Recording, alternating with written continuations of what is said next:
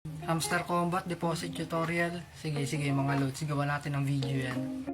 Ito nga pala yung sa akin mga lods, nagawa ko na kanina.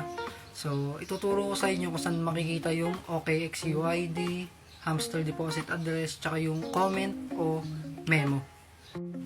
Ito yung first step mga lods, buksan nyo yung OKX account nyo, tapos makikita nyo to, yung may bilog na yan, tuldok-tuldok.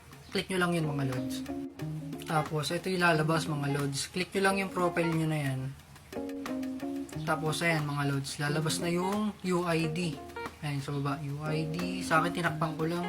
Tapos, copy nyo lang yan mga lods.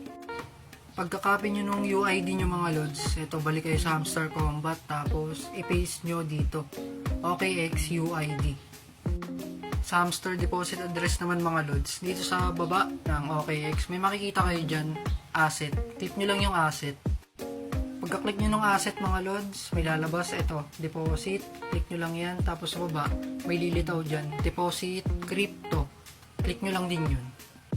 Ito mga lods, pagka-click nyo ng deposit crypto, search nyo lang dito sa search bar yung ticker ng Hamster Combat o HMSTR. So, lalabas na yan. Click nyo yung Hamster Combat na yan.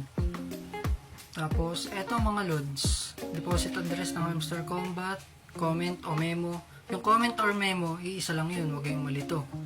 Tapos yung deposit network, Hamsterton, iisa lang naman yan. Yan, parehas nyong i-copy yan. Pagka-copy nyo nun mga lods, eto, yan. Paste nyo dyan yung deposit address, tapos memo or comment. And again, yung comment o memo, iisa lang yun, huwag kayong malito ha. Tapos, yun na mga lods, tapos na. Save and choose muna, tapos hintayin nyo lang sa September, ano ba yung nakalagay dito sa taas? 21 of chain deposit and tapos, bali 26, yun. Bali sa 26 na. So, yun lang mga lods. Follow for more. And, hindi ko alam kung paldo to o basta. Profit is profit, sabi nga nila.